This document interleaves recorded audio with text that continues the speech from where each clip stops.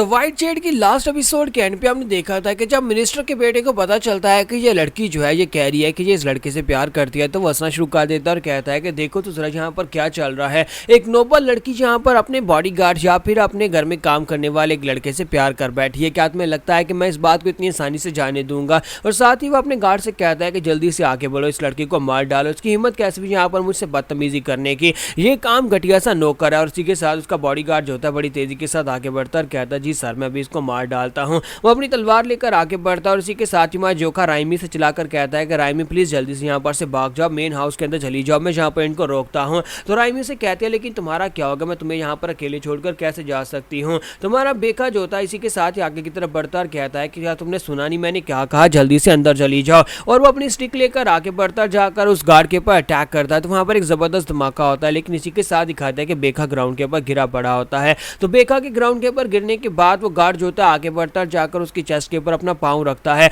और पाँव रखने के बाद उसकी चेस्ट को वहां पर दबा रहा था, जिसकी वजह से हमारे बेका के मुंह से ब्लीडिंग भी होना शुरू हो जाती है। तो गार्ड उसे कहता है कि तुमने जहां पर कैंग साल्कू टेक्निक को यूज किया बेवकूफ बच्चे, क्या तुम्हें वाकई में लगता है कि रियल बैटल में भी इस टेक्निक को यूज किया जाता है? ये टेक्निक तो सिर्फ और सिर्फ इस मार्शल आर्ट्स की एकेडमी के एग्जामिनेशन को पास करने के लिए है और तुम इस टेक्निक को रियल फाइट में यूज करने चले थे। तुम्हें तो यहाँ पर अभी दुनिया का बिल्कुल भी एक्सपीरियंस नहीं है, तुम जहाँ पर एक रॉयल गार्ड के खिलाफ इस टेक्निक को यूज करके जीत नहीं सकते। तो हमारी मिस राइमी जो होती है भागती हुई आगे बढ़ती है और कहती है कि प्लीज प्लीज सोगा को छोड़ दो, प्लीज इसे छोड़ दो। जबकि दूसरी तरफ से मिनिस्टर का बेटा उसे कहता है कि लगता है कि अब तुम यहाँ पर अपनी औकात पर आ गई हो, अब तुम्हें समझ आ गई है कि मैं यहाँ पर क्या कुछ कर सकता हूँ। जबकि मिस राइमी उसे कहती है क्या तुम्हें पता भी है कि मेरा बाप कौन है और तुम यहाँ पर क्या कर रहे हो, तुम किसी दूसरे की फैमिली के अंदर आकर ऐसा बिल्कुल भी नहीं कर सकते, तुम्हें इसकी सजा तो जरूर मिलेगी। तो मिनिस्टर का बेटा उसे कहता है कि अच्छा तो तुम्हें लगता है कि मुझे इसकी सजा मिलेगी, बल्कि सजा तो मैं यहाँ पर तुम्हें देने वाला हूँ और मुझे बताओ कि यहाँ पर कौन मुझे सजा देगा। अगर यहाँ पर इस बारे में पता चल गया तुम्हारे बाप को या फिर तुम्हारी फैमिली के बाहर किसी को इस बारे में पता चल जाता है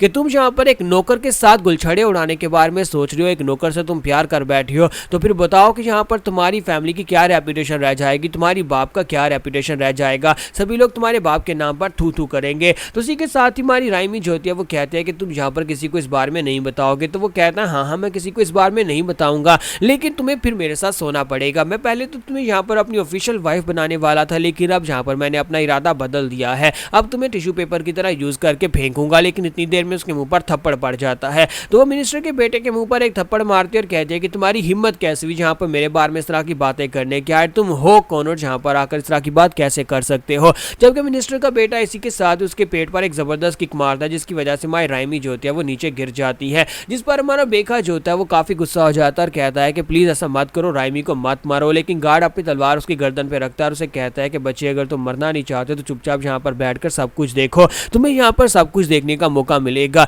जो तुम नहीं कर सके वो हमारा मास्टर इस लड़की के साथ करेगा। और दूसरी तरफ से मिनिस्टर का बेटा गुस्सा हो जाता है, उसके मुंह पर थप्पड़ जो पड़ा है, तो वो आगे बढ़ता और कहता है कि मैं तुम्हें अब बिल्कुल भी नहीं छोड़ने वाला। जबकि राइमी उसे कहती है कि तुम यहाँ पर मेरे बाप के हाथ से नहीं बचोगे, जो तुम्हें चाहिए वो तुम्हें बिल्कुल भी नहीं मिलेगा, मैं तुम्हारे साथ नहीं सोने वाली। जबकि इसी के साथ ही दूसरी तरफ से वो लड़का जो होता है पागलू की तरह हंसना शुरू कर देता है और साथ ही अपने दूसरे गार्ड से कहता है कि जल्दी से मुझे मेरा नाइफ दो। तो वो कहता है यंग मास्टर क्या वाकई में सीरियस है, आप नाइफ का क्या करेंगे? तो वो उसे कहता है कि अपनी बकवास बंद करो, जल्दी से मेरा नाइफ मुझे दो, मैं इस लड़की को जान से बिल्कुल भी नहीं मारूंगा, इसलिए तुम्हें परेशान होने की जरूरत नहीं है। लेकिन इस लड़की को यहाँ पर सबक सिखाना बहुत ज्यादा जरूरी है। इस लड़की को लगता है कि इसका चेहरा बहुत ज्यादा खूबसूरत है और इस खूबसूरत चेहरे के साथ अगर ये मेरी नहीं हो सकती तो ये खूबसूरत चेहरा किसी का भी नहीं होगा, मैं इसका चेहरा बिगाड़ दूंगा। तो अपना नाइफ लेकर आगे बढ़ता और कहता है कि मैं तुम्हारे चेहरे के ऊपर ऐसे निशान डालूंगा जो सारी जिंदगी तुम्हें याद रहेंगे। जबकि दूसरी तरफ उसके गार्ड सोच रहे होते हैं कि ये यंग मास्टर तो कुछ ज्यादा ही आगे हद से बढ़ रहे हैं, हमें बस यहाँ पर इतने ऑर्डर्स मिले थे, हमें कहा गया था कि इस लड़की को सिर्फ डराना है क्योंकि ये मार्शल की बेटी है, ग्रैंड मार्शल की बेटी को डराना है, लेकिन हम लोग यहाँ पर जो करने वाले हैं वो बहुत ज्यादा आगे निकल जाएगा,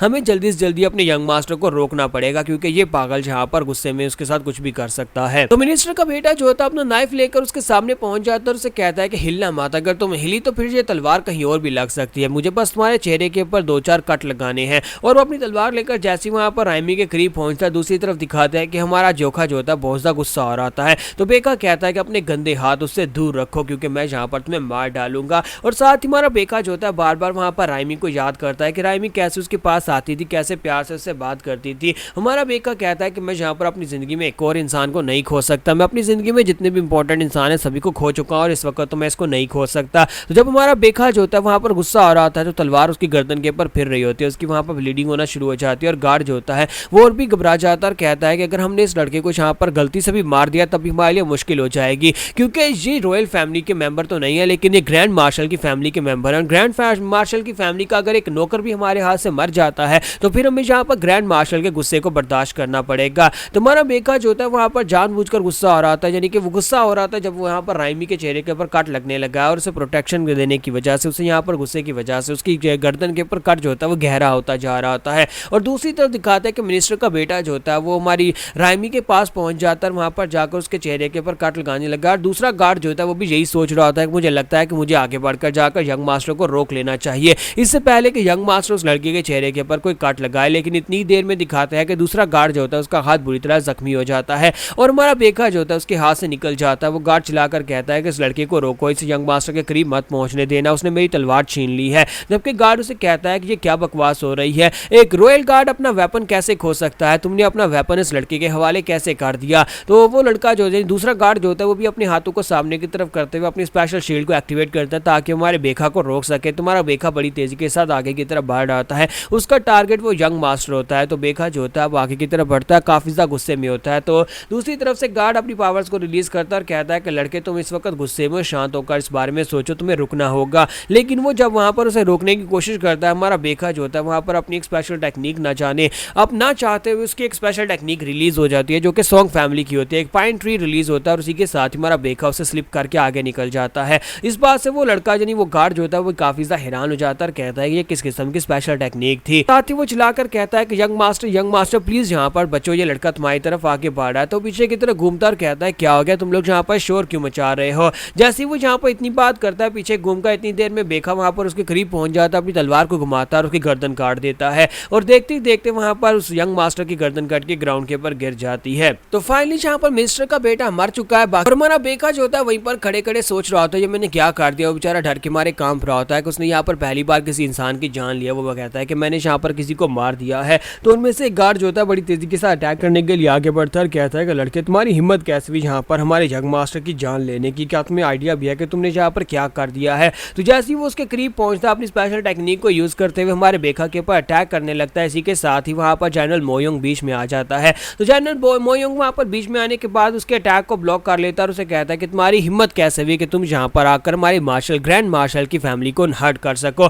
ग्रैंड मार्शल की फैमिली को हर्ट कोई भी नहीं कर सकता। और वहीं पर से वो अपनी स्टिक के साथ जब उसके ऊपर अटैक करता है तो वो गार्ड काफी दूर जाकर उड़ता हुआ गिरता है। वहां पर गिरने के बाद उसे कहता है कि तुम यहाँ पर बीच में क्यों आ रहे हो मोयोंग, हमारे यंग मास्टर यहाँ पर मरे हैं, क्या तुम्हें लगता है कि ये लड़का यहाँ पर इस सब से बच पाएगा, क्या तुम्हें लगता है कि मिनिस्टर तुम्हारे मार्शल को छोड़ेगा। लेकिन क्योंकि अब जनरल मोयोंग बीच में आ जाता है तो वो गार्ड जो होते हैं वहां पर से चुपचाप वापस चले जाते हैं और यहाँ पर हमारी एपिसोड 13 का एंड होगा और नेक्स्ट एपिसोड में देखेंगे कि अब हमारे बेका के साथ क्या होने वाला है।